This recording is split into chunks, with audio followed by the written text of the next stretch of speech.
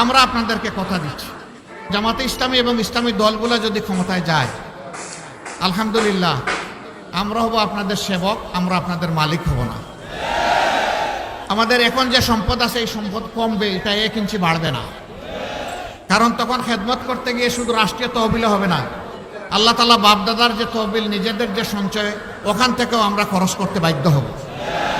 এখন সবাই আলহামদুলিল্লাহ, আগের নির্বাচনে তিনি 1 কোটির মালিক, পরের নির্বাচনে তিনি 100 কোটির মালিক।